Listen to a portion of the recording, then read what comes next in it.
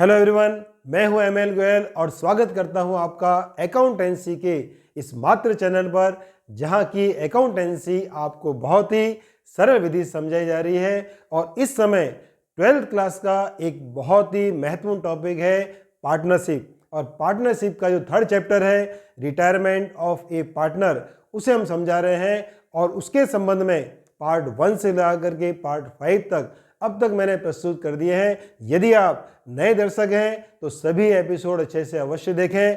हम पढ़ रहे थे पिछले एपिसोड में कि जाने वाले साझी को किस प्रकार से राशि का भुगतान किया जाए। 3 विधियां हैं, एकमुश्त भुगतान किया जाए या फिर किस्तों में भुगतान किया जाए, और जो तीसरी विधि है वह विधि है वार्षिकी विधि। तो यही विधि हम समझाने जा रहे हैं। चलिए समझते हैं। वार्षिकी विधि द्वारा भुगतान, पेमेंट बाय एन्युटी। समझिए इसके अर्थ को।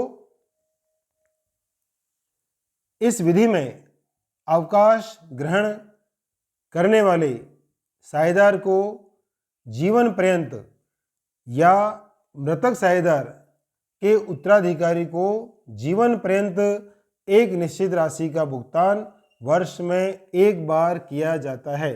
समझिए, जाने वाला साझी को उसके जीवन पर्यंत तक या फिर मृतक साझेदार के उत्तराधिकारी को जीवन पर्यंत तक वर्ष में एक बार एक निश्चित राशि का भुगतान किया जाता है, जिसे हम कहते हैं वार्षिकी। और वार्षिकी के भुगतान के द्वारा हम इस कार्य को करते हैं।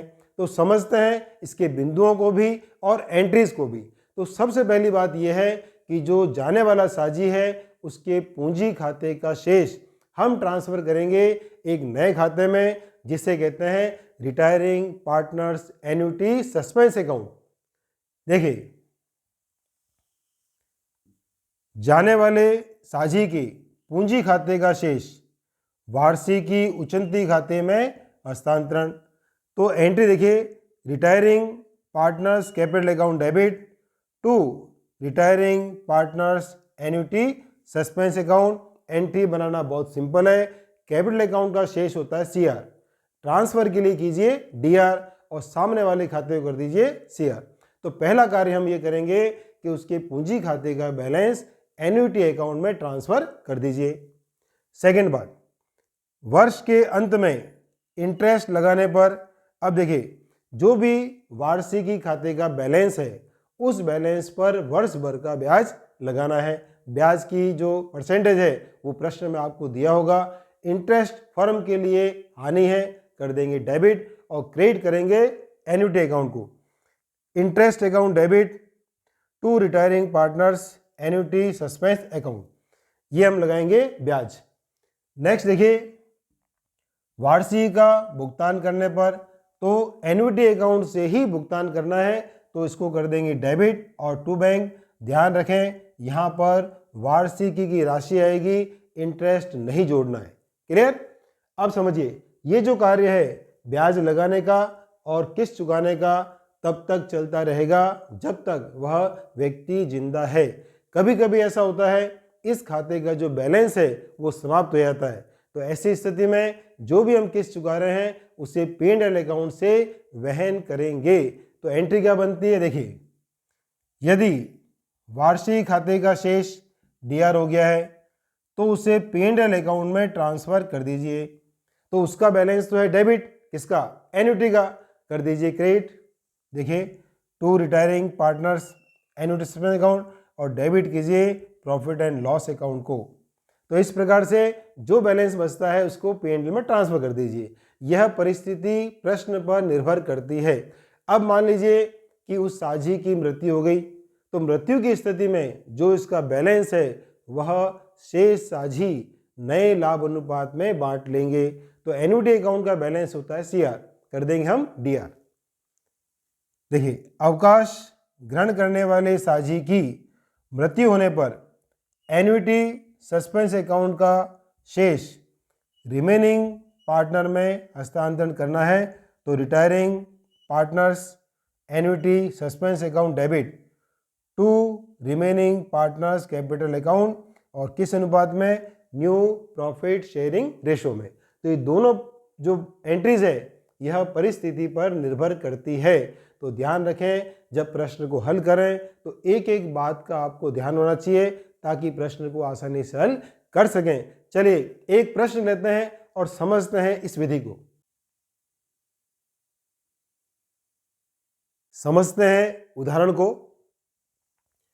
x, y व z 3:2:1 में लाभ बांटते साझी हैं। जेड फर्म से अवकाश ग्रहण करता है।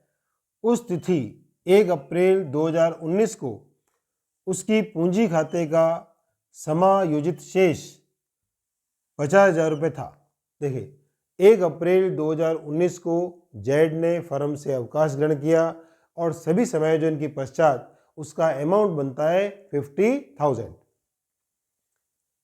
उसने प्रतिवर्ष 10,000 रुपये 31 मार्च को वार्षिकी लेना स्वीकार किया। स्पष्ट लिखा हुआ है कि 10,000 रुपीज़ प्रति वर्ष उसको वार्षिक के रूप में देना है। कब देना है? वर्ष के अंत में। ब्याज की दर 10% वार्षिक है। जो भी ओपनिंग बैलेंस होगा उस पर 10% एनुअल आपको इंटरेस्ट देना है। 31 मार्च 2023 को वार्षिकी चुकाने के पश्चात जेड की मृत्यु हो गई। तो लास्ट जो वार्षिकी है वह है 31 मार्च 2023 को। करना उस समय ये होगा, जो बैलेंस बचता है शेष साझियों में नए लाभ अनुपात में बांट दीजिए। तो चलिए करना क्या देखते हैं अपन। जेड्स एन्युटी सस्पेंस अकाउंट बनाइए और एंट्रीज कीजिए। देखिए मैंने यहाँ पर आपको जेड्स एन्युटी सस्पेंस अकाउंट बनाकर बताया है, तो समझते हैं इसको। देखिए सबसे पहले 50,000 रुपये पूंजी खाते से ट्रांसफर कीजिए एन्युटी अकाउंट में। तो सीआर साइड में बाय जेड्स कैपिटल अकाउंट 50,000। डेट जरूर देखिए 1/4/19। वर्ष समाप्त होगा 31 मार्च 2020 को। तो सबसे पहले इंटरेस्ट लगाइए बाय इंटरेस्ट 50,000 का 10% 5,000। अब यहाँ सीआर साइड में कैसे आया? इंटरेस्ट अकाउंट डेबिट टू जेड्स एन्युटी सस्पेंस अकाउंट। तो सीआर साइड में बाय इंटरेस्ट लिख दिया। अब चुकाइए वार्षिकी टू बैंक और यही तारीख है 31/3/20 को 10,000 चुकाया। खाते का शेष निकालिए टू बैलेंस सीडी। सीडी इसलिए क्योंकि खाता बंद कर रहे हैं, कैरी डाउन। इसी बैलेंस को नए वर्ष में ले जाइए। खाता बंद करने के बाद 1/4/20 को बाय बैलेंस बीडी 45,000। इस बात का हर एक प्रश्न में ध्यान रखें कि जब भी वर्ष समाप्त होता है हम खाते को बंद करेंगे और बैलेंस निकालेंगे। वह बैलेंस नए वर्ष के प्रारंभ में लेकर जाएंगे। ये चीज़ें आपको नहीं भूलनी है, प्रश्न में लिखा हुआ नहीं होगा, इसलिए इसको अच्छे से याद करें। फिर वर्ष समाप्त होता है 31/3/21 को बाय इंटरेस्ट और ये इंटरेस्ट लग रहा है 10% ऑफ 45,000। देखिए इसी तिथि को चुकाइए वार्षिकी टू बैंक और खाते का शेष निकालिए टू बैलेंस सीडी 39,500। इसी बैलेंस को आगे ले जाइए 1/4/21 को बाय बैलेंस बीडी, ये हमने लिख दिया। फिर वर्ष समाप्त होता है 31/3/22 को। लगाइए इंटरेस्ट किसका? इस बैलेंस का 10% ऑफ 39,500। इसका निकाला हमने इंटरेस्ट। फिर हमने चुकाई वार्षिकी टू बैंक और बैलेंस भी निकाल दिया। तो ये बैलेंस आया 33,450। आगे ले जाइए इसको फिर से बाय बैलेंस बीडी देखिए और 31/3/2023 को इंटरेस्ट भी लगाइए बैलेंस पर। इसी तिथि को किस्त भी चुकानी है आपको, टू बैंक कर दिया हमने और देखिए साफ लिखा है किस्त चुकाने के बाद में उसकी मृत्यु हो गई। इस खाते का जो बैलेंस है देखिए 36,795 है, इसमें से 10,000 चुका दिया आपने। तो जो बैलेंस बचा उस बैलेंस को एक्स और वाई के अंदर बांट दीजिए। एंट्री क्या बनेगी? जेड्स annuity suspense account debit to x capital to Y's capital. राशि बैलेंस को बांटना है, साथ ही ध्यान रखें कि नए लाभ अनुपात में बांटना है। यहाँ पर जो उनका लाभ अनुपात था 3:2 उसमें परिवर्तन नहीं है, तो 3-2 के अंदर इसको बांट दें। छोटी छोटी बातें हैं जो आपको ध्यान में रखनी है। अब देखिए, ये जो कार्य है आवश्यक जनरल प्रविष्टियां कीजिए। अब चूंकि अकाउंट हमने बना लिया है तो एंट्री आप स्वतः कर सकते हैं, तो इस प्रश्न की जनरल एंट्रियां भी कीजिए। Let's discuss about a new important point, और वह पॉइंट है जॉइंट लाइफ पॉलिसी, साझियों के जीवन पर बीमा पॉलिसी लेना। समझिए इसको, साझेदारों के जीवन पर पॉलिसी, लाइफ इंश्योरेंस पॉलिसी। समझते हैं इस बिंदु को। किसी साझेदार की मृत्यु पर उसे देय राशि का भुगतान करना पड़ता है, जिससे फर्म की आर्थिक स्थिति प्रभावित होती है। यदि साझेदारों के जीवन पर लाइफ इंश्योरेंस पॉलिसी है तो उससे प्राप्त राशि से फर्म को सहायता मिल जाती है। बहुत ही इंपॉर्टेंट पॉइंट है। देखिए, साझी की मृत्यु रहती है, ऐसी स्थिति में अचानक ही उसे देय राशि गणना करनी पड़ती है और फर्म से उसे भुगतान करना पड़ता है। हो सकता है आपके पास कैश ना हो, तरल संपत्ति ना हो, तो स्थायी संपत्तियों को बेचकर भी भुगतान करना पड़ता है। इससे बचने के लिए हम क्या करते हैं, साझियों के जीवन पर बीमा पॉलिसी ले लेते हैं और बीमा पॉलिसी से जो राशि प्राप्त होती है उससे उसे राशि के भुगतान में सहायता मिल जाती है। इसके संबंध में कुछ महत्वपूर्ण बिंदुओं को समझते हैं। चलिए, पहली बात है, प्रत्येक साझेदार के जीवन पर पृथक पृथक पॉलिसी ली जा सकती है या फिर सभी साझेदारों के जीवन पर संयुक्त जीवन बीमा पॉलिसी ली जा सकती है। सभी साझियों पर एक पॉलिसी लेवें कहलाती है जॉइंट लाइफ पॉलिसी। अगर हर एक साझी के जीवन पर अलग अलग पॉलिसी ली जाए तो यह कहलाती है पृथक पृथक पॉलिसी। दूसरी बात है जीवन बीमा प्रीमियम। लाइफ इंश्योरेंस प्रीमियम को व्यापारिक खर्च एक्सपेंसेस माना जा सकता है या फिर माना जा सकता है इन्वेस्टमेंट। देखिए, जो प्रीमियम चुकाया जा रहा है उस प्रीमियम को हम कैसे ट्रीट करें, तो अकाउंटिंग ट्रीटमेंट के लिए या तो मांगने ट्रेड एक्सपेंसेस, और ट्रेड एक्सपेंस मानते हैं तो कहाँ ट्रांसफर होगा, प्रॉफिट एंड लॉस अकाउंट में। और यदि हम उसे विनियोग मानते हैं तो कहाँ जाएगा, बैलेंस शीट के असेट्स में।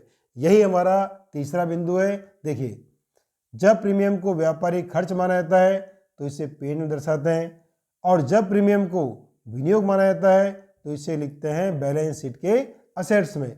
इसका तात्पर्य यह है कि प्रीमियम को व्यापारिक खर्च भी मान सकते हैं और प्रीमियम को विनियोग भी मान सकते हैं। व्यापारिक खर्च मानेंगे तो जाएगा प्रॉफिट एंड लॉस अकाउंट में, और अगर इन्वेस्टमेंट मानेंगे तो हम लिखेंगे बैलेंस शीट के असेट्स में। जैसा प्रश्न में लिखा है वही कार्य आपको करना है। नेक्स्ट बिंदु है अवकाश ग्रहण करने की स्थिति में समर्पण मूल्य सरेंडर वैल्यू में हिस्सा दिया जाता है। देखिए, लाइफ पॉलिसी ड्यू कब होती है, या तो उसकी अवधि पूरी हो जाए और या फिर साझी की मृत्यु हो जाए। लेकिन अगर साझी ने अवकाश ग्रहण किया है तो अवकाश ग्रहण करते समय उसे जॉइंट लाइफ पॉलिसी में या पृथक पृथक पॉलिसी में सरेंडर वैल्यू ज्ञात करके उसका हिस्सा उसको दिया जाता है। सरेंडर वैल्यू क्या होती है यह हम पढ़ेंगे नेक्स्ट पार्ट में। पृथक पॉलिसी होने पर शेष साझियों की पॉलिसी में भी सरेंडर वैल्यू में हिस्सा दिया जाता है। समझिए, मान लीजिए 3 साझी हैं, एक्स, वाई और जेड। जेड के जीवन पर, एक्स के जीवन पर और वाई के जीवन पर हमने पृथक पृथक पॉलिसी ली है। जेड की मृत्यु हो गई तो जेड की मृत्यु होने पे उसकी पॉलिसी ड्यू हो जाएगी, वह राशि बीमा कंपनी से प्राप्त हो जाएगी। लेकिन एक्स और वाई की जो पॉलिसी है उसमें भी सरेंडर वैल्यू निकलेगा और उसका हिस्सा जाने वाले साझी को दिया जाएगा। लास्ट जो पॉइंट है समझिए, चूंकि प्रीमियम फर्म चुकाता है अतः सभी पॉलिसी पर सभी साझेदारों का अधिकार होता है। इस बिंदु को भी ध्यान रखना है कि प्रत्येक पॉलिसी पे प्रत्येक साझी का अधिकार है। क्यों अधिकार है? क्योंकि इसके प्रीमियम को फर्म चुकाता है। तो यह था पार्ट 6। कैसा लगा आपको? कमेंट बॉक्स में अवश्य बतावें। इस वीडियो में जो कुछ हमने पढ़ा है वह बिंदुवार फिर से रिपीट करें और अच्छे से एक एक बात समझें। अपनी नोटबुक में इसे अवश्य उतारें। अगले पार्ट में हम पढ़ने वाले हैं जॉइंट लाइफ पॉलिसी। आप देखना नहीं भूलें। Do subscribe this channel and share this link to other students people. Thank you so much.